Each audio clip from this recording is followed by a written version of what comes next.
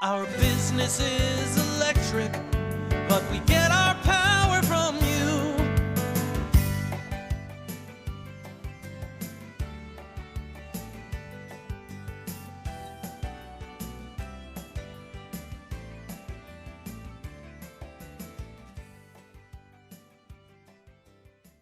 Okay, well, good afternoon, everybody. This is Trevor Clark from Richland Electric Co-op, Director of Outreach. We're coming to you with our third podcast. Still haven't really developed a name for this yet because we've been so inconsistent on it. But I got Jeff Monson here with me. He's a director for Richland Electric Cooperative. And we've been talking about this for a couple months about some different ideas that we'd like to discuss. And Jeff kind of came up with the idea that, yeah, this would be a good one. But not to speak from you as a REC director, but a Dairyland director. Jeff has been appointed as the position of Dairyland director for Richland Electric Co-op now for, what has it been, a few years now, right, Jeff? 4, I think. 4 years? 4 years. Yeah, that sounds about right. So he thought it'd be a good idea to talk about that. We're going to have our annual meeting coming up here, and you are actually up for election, which kind of odd year. We're going to do another drive-in annual meeting, but you don't have any contested races and nobody's going to run against you, it seems like. So, but I guess that kind of brings up a good point is we didn't really talk about this, but you ran for election differently than everybody else did when you got on the board, which was in, I don't know what year that was. 2013, I think. 2013 is when you got on the board? Or no, I take that back.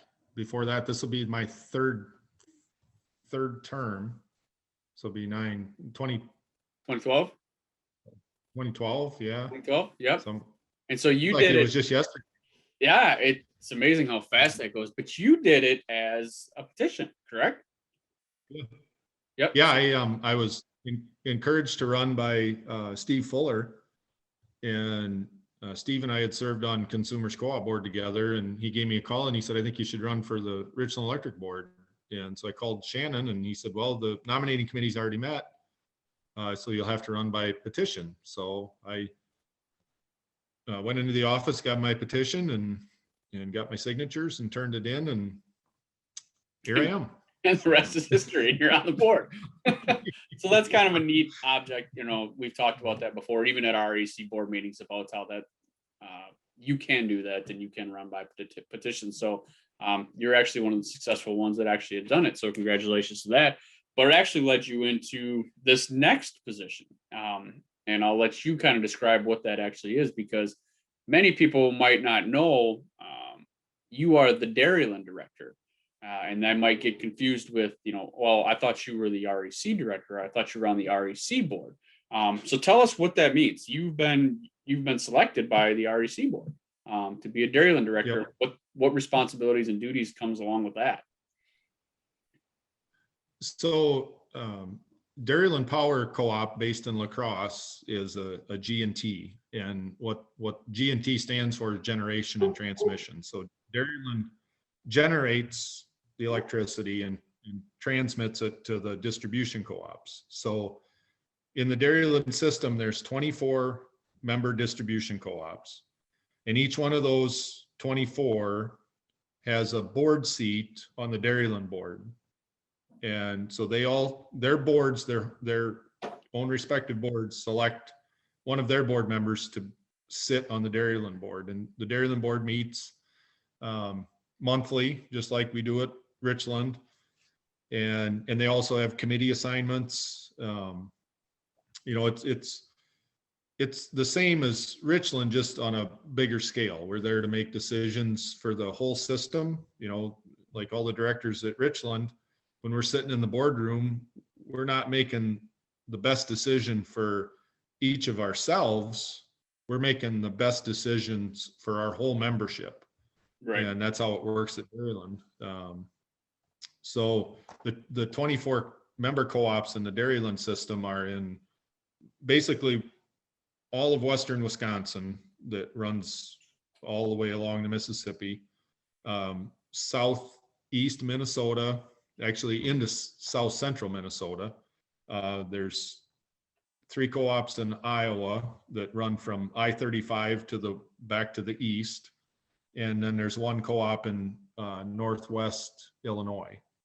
So we cover a 4-state area, and in the Dairyland system, there's roughly 280,000 end of the line members that Dairyland ultimately serves. And there's also a lot of industrial customers. There's several ethanol plants, sand mines, there, when you get up in northern Wisconsin, there's some wood processing mills. So Oh, sure. Yeah. Okay.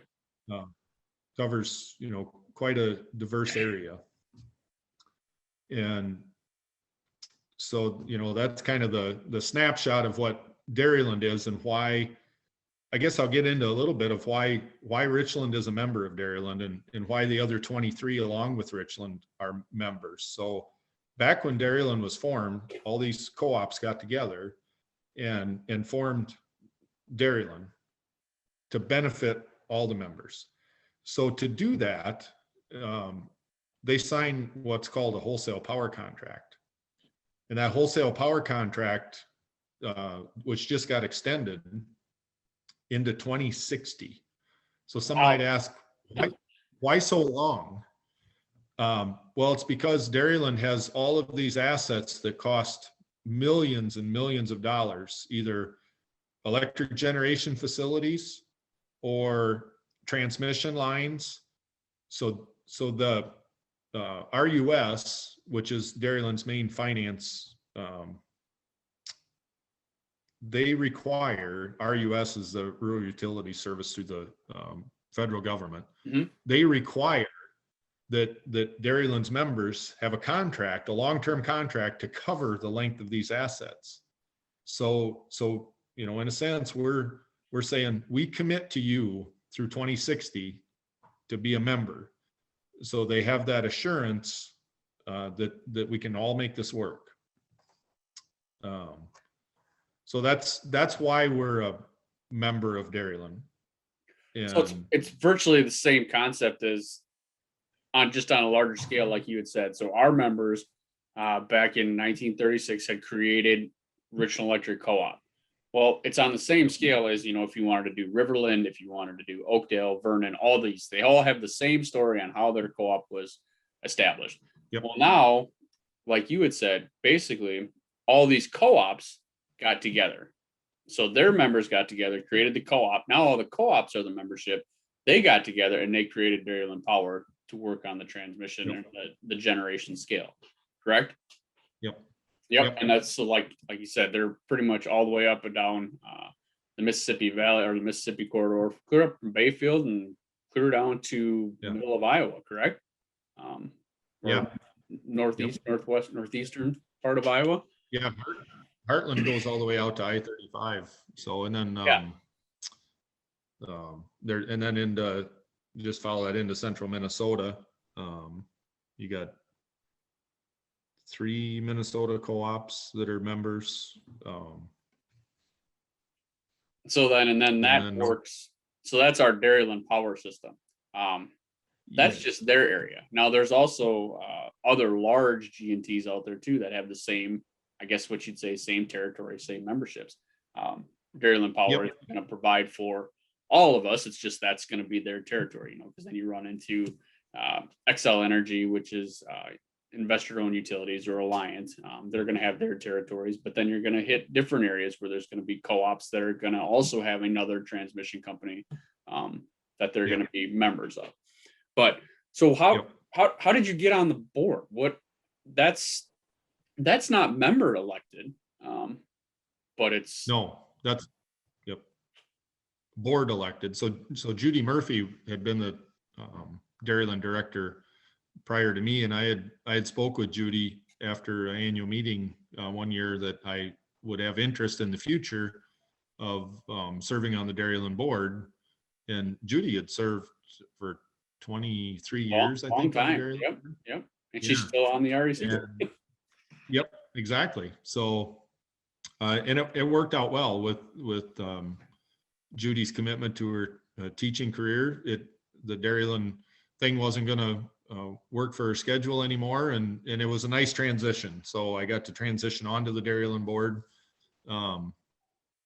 and it really worked well. And being on the Dairyland board, there's a lot of it's big. I mean, you talk everything you talk numbers wise is in millions, Right. and some billions. So it's a little overwhelming at first, but like I said before, it's kind of the same as Richland. It's just a bigger scale. So as soon as you scale it down, it's complicated, but yet simple in a way, I guess I'd say. Right. When you're thinking of, when you can grasp the idea that it's just bigger, there's more involvement, there's more money, there's more places to put money as far as renewables and how can you bring that power.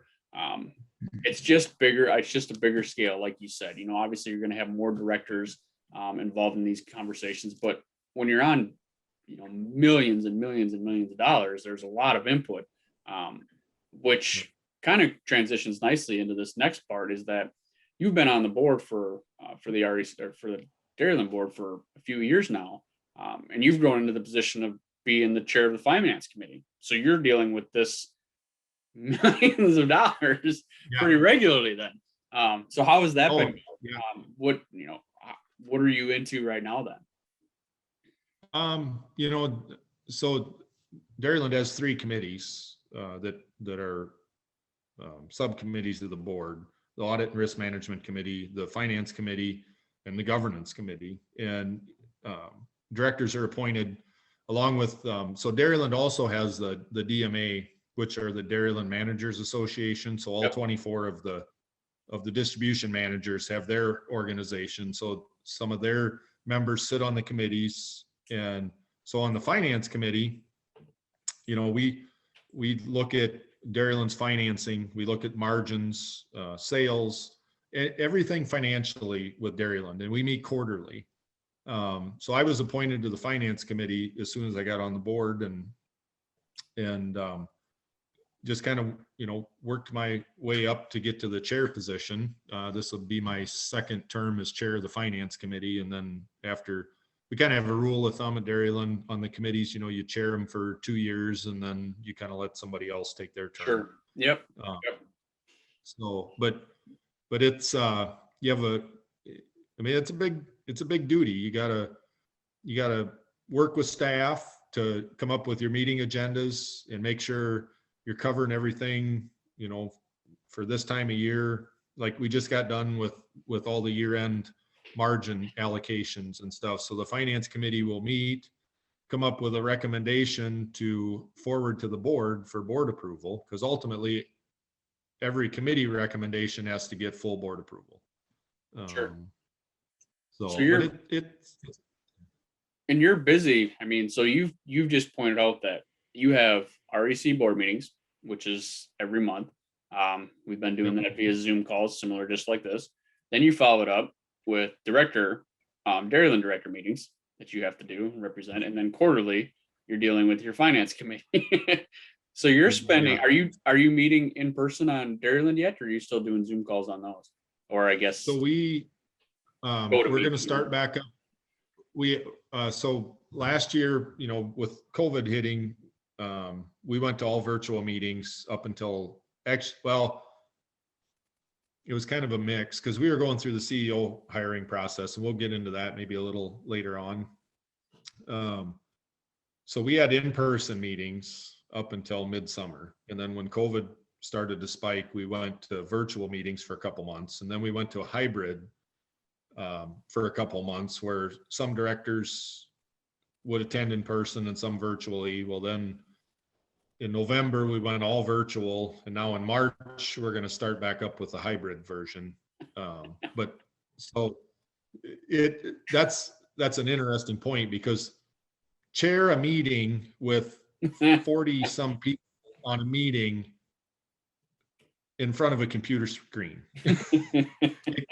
It gets very interesting at times. So, and the one app that we've went to, the Microsoft Teams, keeps it a little more organized because there's a raise hand button, so you can, it helps keep everything at bay. Before, you had people wanting to speak, and it got a little unorganized, but Yeah, and it gets, virtual meetings. it gets hard too, because, even doing this sometimes when you're on virtual meetings, you can turn your camera off.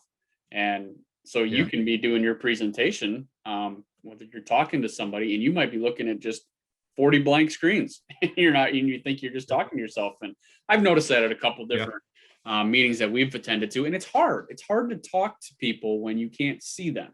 And that's the point of, doing a lot of these meetings, is that you want to be able to talk and see facial expressions and do all these things. But there's a lot of people that don't like to be on camera, which I can understand that. It takes a little bit of getting used to, but it's kind of one of those, well, we should probably listen and show that we are listening, because once you turn that camera off, you don't know if somebody's there or not. And you've been in enough meetings that some people are just going on to get on, and they don't say anything, so you don't know if they've gotten anything out of it or not. But you had talked, you actually, we'll just get right into it right now, so that since we have that topic, is the new CEO. Dairyland Barb Nick retired last year, right? Was it last year? Yep. Yeah. Yep. So she's last July. Yep, last July. That's right. That's right. And you hired a new CEO, and Brent Ridge, and I'll let you kind of, what are your thoughts on him and kind of where his background comes from, and Sure. We'll transition into that since we're already on the topic then. So on the Dairyland board, we have our executive committee. I didn't go into this earlier. And so you have the chair, the vice chair, secretary, treasurer, and then you have 4 at-large positions that are on the executive committee. And I happen to be the vice chair of the Dairyland board. Currently, this will be my second term as vice chair. So by default, being vice chair, I got to, Barb announced her retirement. It states in our board policy that the chair and the vice chair are automatically on the CEO selection committee. So then it's up to the board chair to select the other committee members. So we had a CEO selection committee, and we started meeting. So you had just a little bit of responsibility here, didn't you? Yeah, it was, I'll tell you, that was an education, because what I didn't touch on earlier is Dairyland Power is every day of my life. Sure.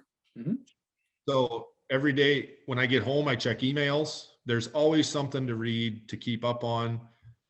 And I'm not exaggerating this. I probably invest at least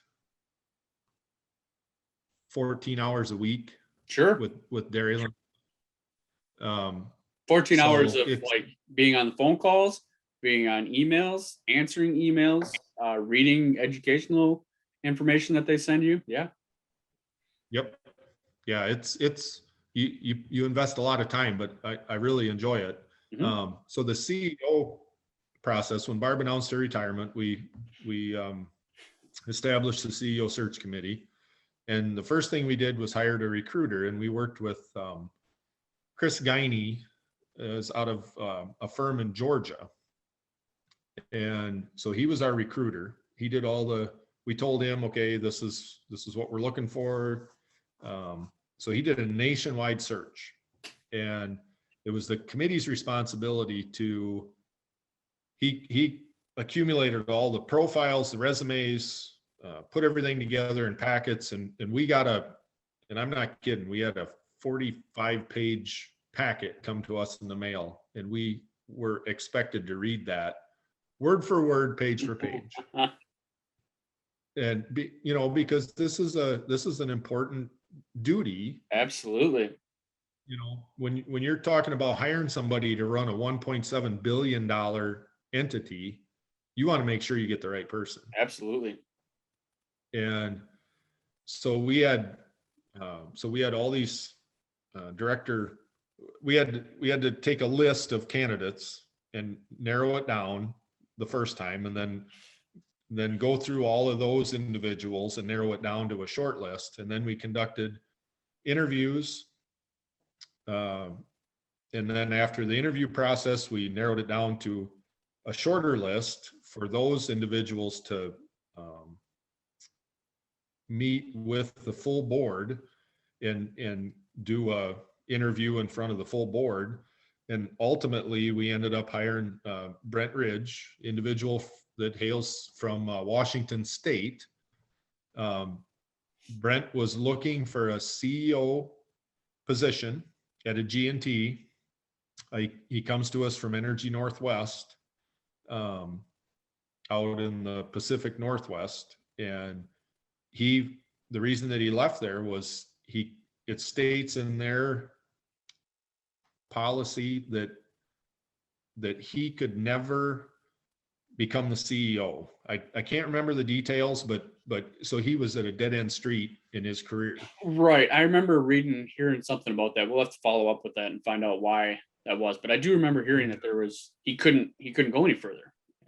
Yep. No, it was something in their bylaws or policy or something that he could never become the CEO, and that was his goal, was to be a CEO of a G&T. And Brent is just an excellent individual, has a lot of knowledge, finance knowledge, nuclear knowledge, coal. They're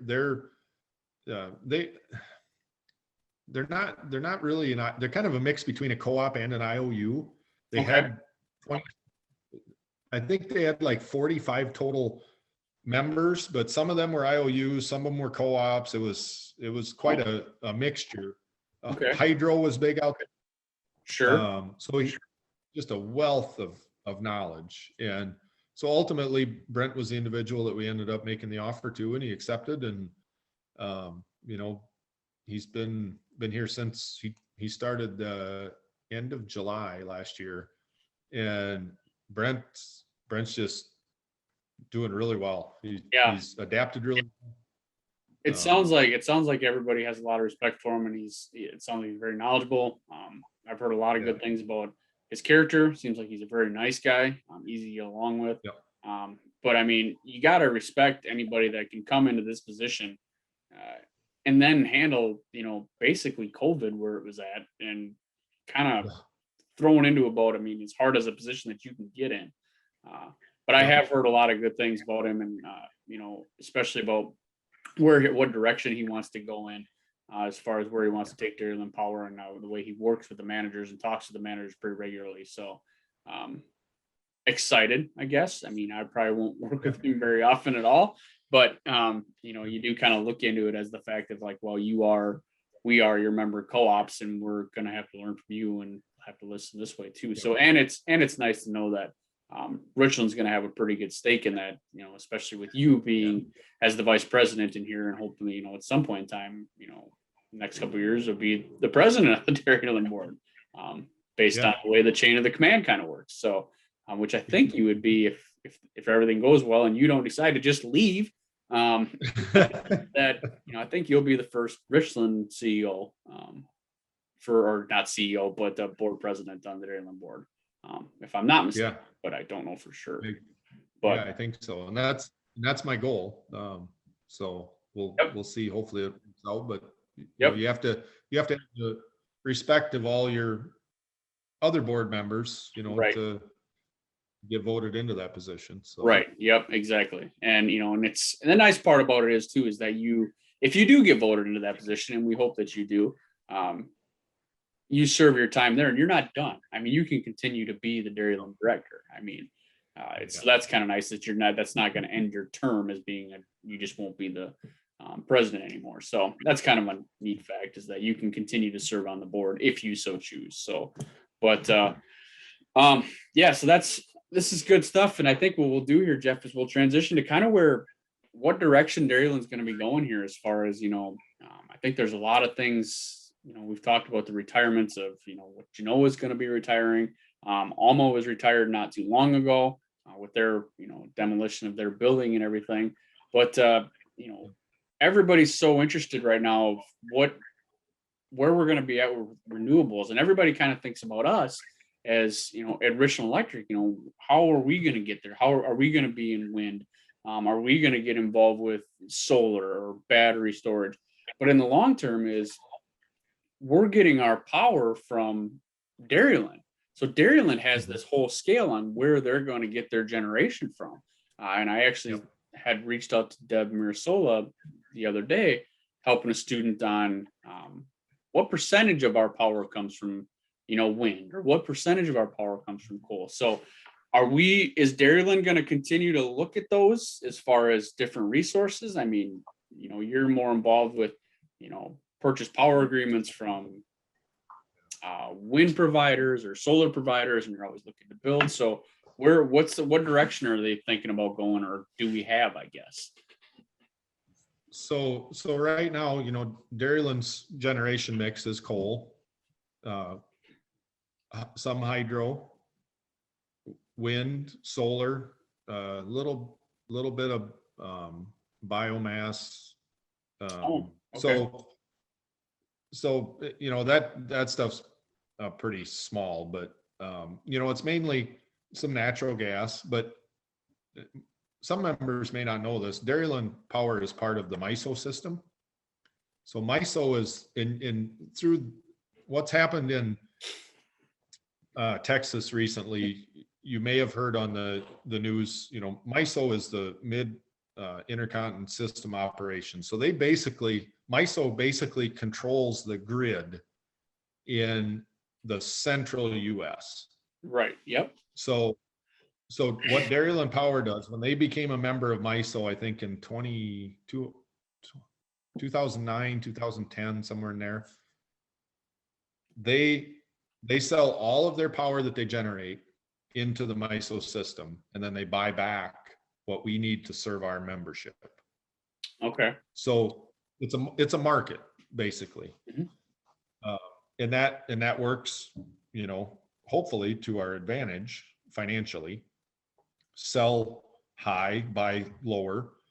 Sometimes you get caught, but there's contracts in place. So, and we call them PPAs, they're purchase power agreements. So Dairyland Power, if they don't own the generation asset, if they don't own the coal plant or the windmill or the solar site, they buy a PPA. We have PPAs on solar at different locations, Mm-hmm. wind. Most of the wind generation is west of us, Mm-hmm. and that's Iowa, Minnesota. What was the one we just got involved? Was it the Tatanka? Tatanka? Yep, that's out in South Dakota. Okay. That just started operation. I think that was 150 megawatts Of wind. total. Mm-hmm. Of wind. And so that's why these transmission lines are important, is because you have all this renewable energy, mainly wind out west, and you have to find a way to get that where it's needed. Right. So they have to build the necessary transmission lines to get it, because people that travel will, you get these big wide open spaces and you'll see just a whole bunch of windmills. Well, there's no houses around, and so you got to get that power to where it's needed. That's right. That's why a lot of these transmission lines are being upgraded or built to bring it to where it's needed. So but Dairyland is, as you said, we're closing the Genoa plant this June, maybe sooner, depending on when the coal pile runs out. The board made that decision a year ago. Financially, it was the thing to do. It was on the books to run until I think 2029, 2030, but financially it made the best decision to retire it early. And so Dairyland's moving in the direction of cleaner energy.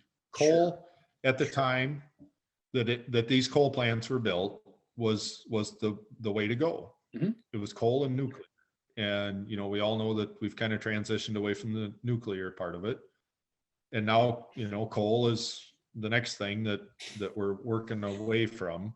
But you have to do that in a responsible way, because the grid, you can't just take all these generating resources out and keep the grid functioning. Right. So it's a slow process. And when these plants were built, you're talking millions and millions of dollars that had to be depreciated over 30 plus years or more, 30 to 50, to off, so that it's not such a hit to the membership. And so financially you have to manage it as well as environmentally, I guess would be the best way to put it. Sure. And that's actually, so that brings up the point that probably not a lot of people might know about, and is that Genoa was nuclear and Yep. was coal. So it was both at that same point in time. And we've been talking about this for a number of years now, is that nuclear part of it is gone. However, the casks are still there. And so now you're gonna, I'm sure you've had this discussion, and maybe you can or cannot say some of this, but when they're going to the point where they're going to have to demolish that plant, now you got to figure out where these nuclear casks, or you have to watch out for these nuclear casks as well. So what's the plan there? I mean, where are those going to go? Well, at this point, they're gonna stay put, because it's, anybody that is drove by the Genoa plant will see the great big concrete cylinders, and that's where that spent nuclear fuel is stored. And that's by mandate of the federal government. Right. And it costs Dairyland in excess of $12 million a year just to maintain that site, that cast, to house those casts. Wow. Now, and then it cost in excess of $85 million to decommission the nuclear plant. So, when I say it's big dollars, it is, because all of that big dollars. Yeah. Yep. Big dollars. So all of that, the whole Lakbar, it's called, was the old nuclear plant that all had to be taken down and hauled out on train, piece by piece. And then they had to take out the dirt. And this is inspected by inspectors every month. They have to maintain, groundwater samples. It's very, very tedious stuff. I hope our members realize how much environmental aspects go into a power plant or a decommissioning thing. It's just astonishing, the amount of dollars that it takes to put in all the stuff that it takes to run a coal plant for the emissions, because the EPA has mandated this stuff for air quality. So it takes a lot to, it's not just as easy as burning coal and worrying what comes out of the stack. They have to recycle that air, and they have coal ash that they're finding ways for ag use to use that stuff. There's this bag houses that basically filter the emissions. So it's pretty complicated. So now you just mentioned, I'd heard it before, but I don't know how, that they're recycling the coal ash, and they're using it for agricultural uses. Now, how would that work? I guess, is it fertilizer, or is it increase the ground quality or the soil quality? So, and don't hold me to this, but the nearest I understand it so the bag houses, they use lime to take some of the emissions out of the coal exhaust. And so you have this coal ash and the lime that they use in these bag houses. And they've been trying, so at first they were just hauling that to a site and piling it. Well, they found some agricultural benefit because of the lime and the ash. I don't know what the analysis is.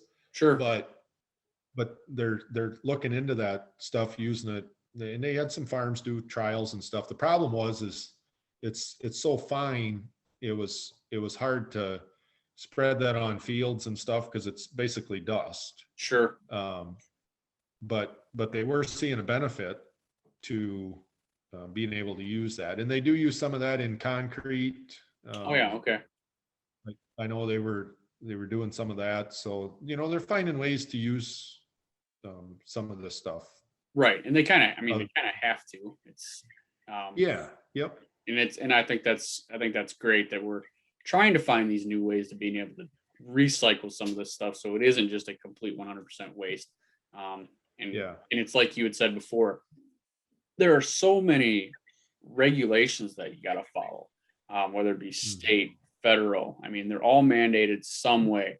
Local organizations that are doing this, it's become increasingly difficult to get some of these to be passed, but you keep trying to find ways to work around and understand why we have to do these things or what the upgrade is. And it might be kind of hard to explain that to a lot of people, but you're always trying to find new ways to be more efficient.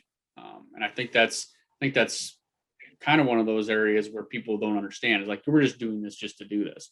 No, it's because it's trying to become more efficient, and we're trying to become cleaner by constantly looking for, or Dairyland is constantly looking for new renewable energy. I guess investing in these different areas. It seems like they're always looking for something new. It seems like in the last few years, I know that was part of Barb Nick's big thing is she wanted to be more renewable, and I think she did a very good job as far as getting us more invested into these renewables.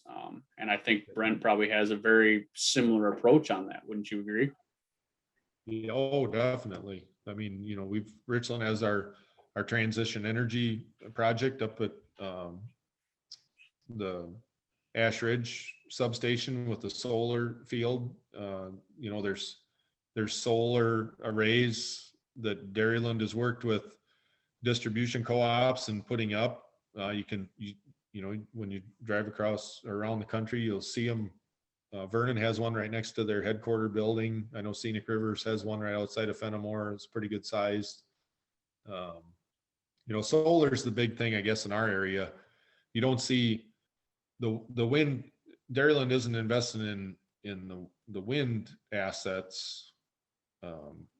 They're buying the purchase power contracts, but they're not investing in the windmills because it's kind of hard to put windmills in our area with it, because you could have one here and not there, and you don't have a straight line wind. You need a plateau, a big flat area to really make it efficient. When I was out in Wyoming back in October, when we went elk hunting in Colorado, it is amazing the amount of windmills that are being built in Wyoming. Really? I suppose. Yeah, it is astonishing how many windmills are being built. Sure. And that is barren country out there. Yep. And that's one thing, people do ask that, why do we not have wind here? Well, we can't. I mean, you can. I mean, I guess you can't say you can't. I mean, there's a couple windmills over by Organic Valley, but you kind of got up on a little bit of a plateau there. They're doing that for their own resources. You'll get down to Mineral Point. There's, Mineral Point down there. As you get up towards Green Bay, there's a great big wind farm up there. But here, we're kind of blessed by our beauty. We're in this bluffs and valleys region, and that's why, we can't. There's no straight line wind. These valleys, the wind comes down and it cuts through the valleys, and there's just no good way to do it. But then, as like you said, as you get out west, out to the Dakotas, out to these flat line areas where wind is pretty much going to come from one direction, that's where you're seeing where these wind farms are coming from. But it is kind of neat. I mean, you do hear about the technology that goes into these windmills, and it's amazing how big these things are. They're huge. Yeah. Yep. And so, with the constant growing of, wanting to be involved in renewables and stuff, but then there's also the battery storage part about it. We've we've got two batteries that we have here at Richland Electric that we're trial running, I guess is what you would kind of say, more or less learning for our own benefit before we decide to do anything else on this. So what's Dairyland looking for in the future? Are there talks about getting more involved in the batteries or the EVs, or what's the future looking like for Dairyland? So right now, Dairyland is really looking into the EV charging stations, electric vehicle charging stations. They have a few in our territory, but it's pretty immature as far as, you know, saying we're gonna go at this big time, because, you know, some of these well, for one, there's not a lot of electric vehicles out there yet. Mm-hmm. And two, you know, where do you put them that they're most effective? Because right now, where we're at with EVs, they're most effective in our residence. Yep. Where you can park your car in the garage, plug it in, drive to work the next day, charge it when you need to. So that's a distribution level. And there are some distribution co-ops that are working with their members to put in chargers. But for Dairyland to do the EV charging is kind of a different thing, because they have to be the fast chargers, which those are, you know, a little over 50,000 just for one charger. And then if you put one, say at a quick trip along the interstate, somebody stops to charge their car, they need to find something to do for 30 to 45 minutes while their car charges. And then what happens if somebody pulls in behind them that needs their car charged? And all of a sudden you've got 3 electric vehicles waiting in line, you know, and these people are commuting because they're on vacation or something. That's the issue right now they're dealing with. So, and that'll evolve over time. We'll get there. It takes time. Yep. It is a novelty. It is a novelty right now. That's, you know, it's kind of one of those that the manufacturers are all producing the infrastructure. You know, that it's a novelty. It works out great. You know, you can do it at home, and for the most part, you know, we've talked about this before, that we think, you know, when we've talked about the direction on this, is like people are going to have their EVs that are going to be able to get them to work and to back home. So they'll have their chargers at home. Fast chargers are going to be unique, because if they go just a little bit out of range, you know, maybe I just need kind of similar to like gas. You need $10 worth of gas. Well, I need $10 worth of energy or electricity to get me to where I need to get. I just need to get home where I can charge it on my rate and do it that way. And I think that's, you know, I talked to Shannon about that, and I think that's going to be a pretty common practice. You're going to do just enough to get to where you need to be. Until you can get home. But like you said, you know, we're working with, or I guess a lot of Wisconsin co-ops have gotten on board with the Charge EV. You know, that based company that they've been working with, where they got Zeph Energy involved, and that's a big deal. Kind of the same concept as Dairyland Power, is that these co-ops have built a company that they're going to manage, that they're helping with the infrastructure for electric vehicles. So it's just a unique thing right now. You know, are you talking about battery storage at all, or have you gotten involved with that?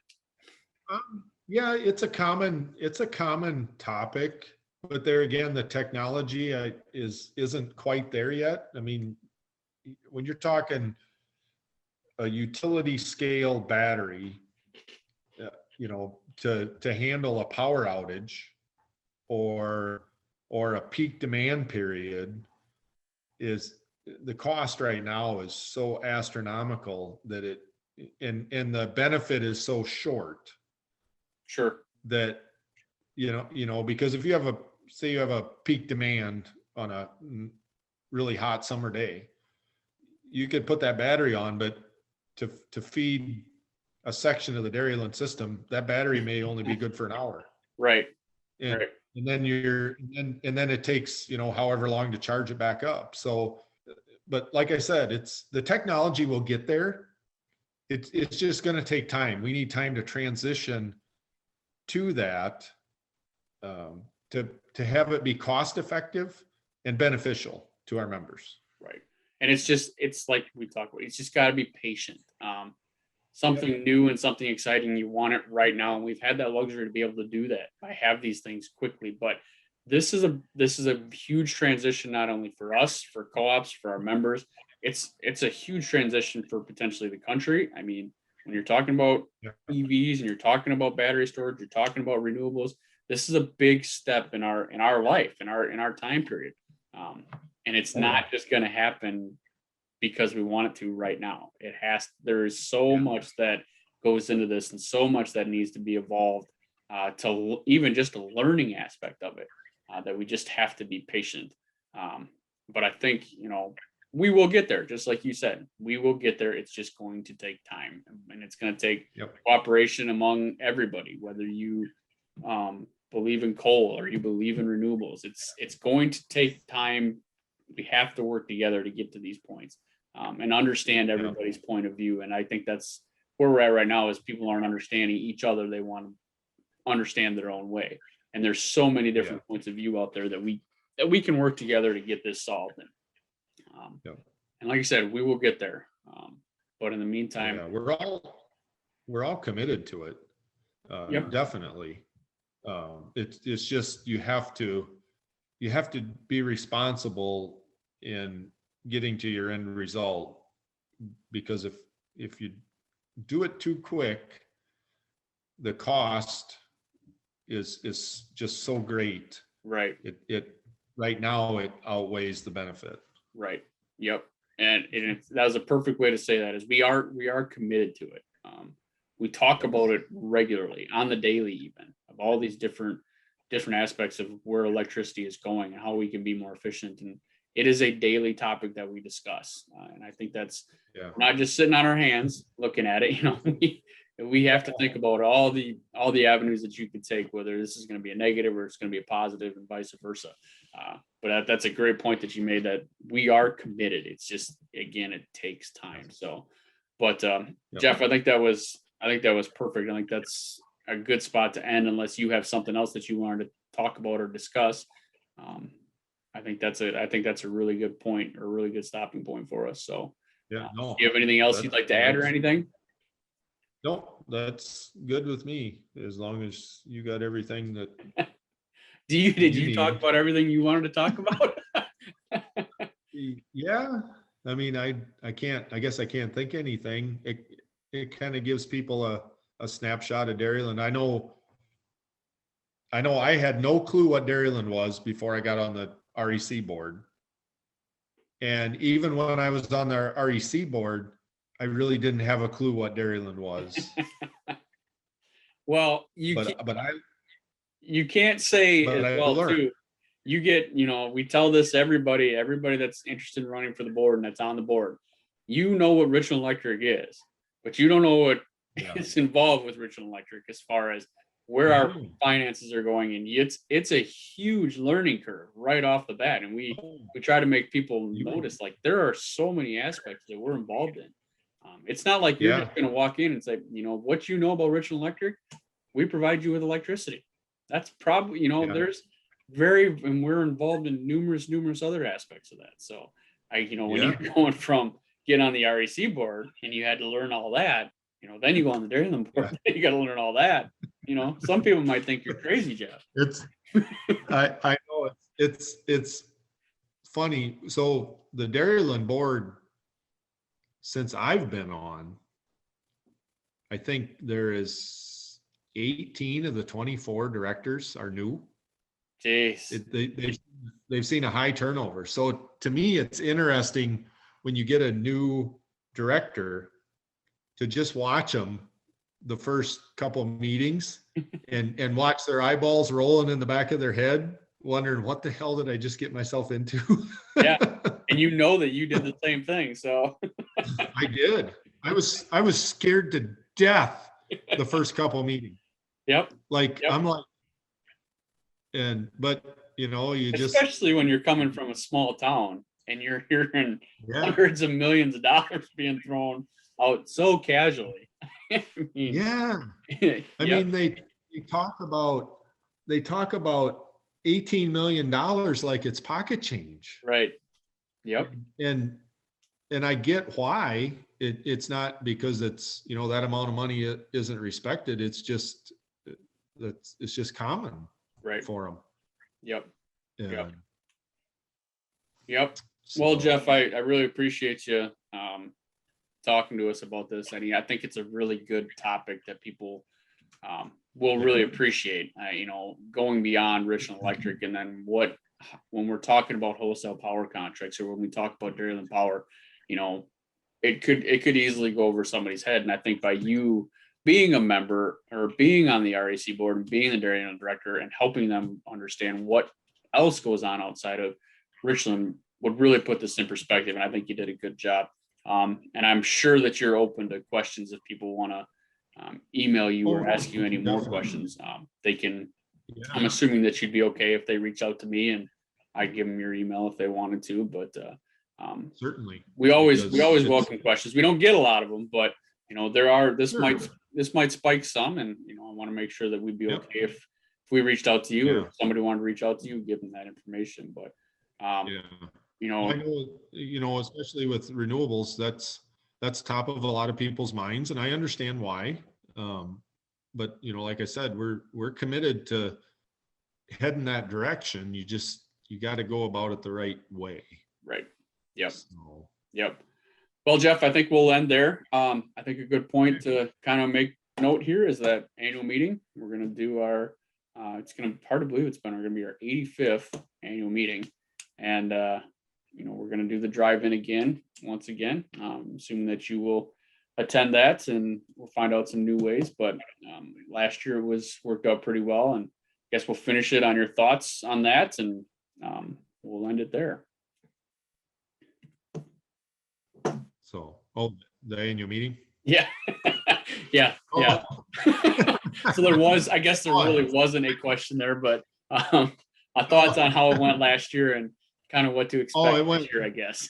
I tell you, it went really well. I tell you what, our staff at REC knocked it out of the park on our annual meeting. And it was interesting because I think I've told you this in the past. There's Dairyland directors that you talk to that said, hey, your annual meeting, I saw the national attention you got and how well it went.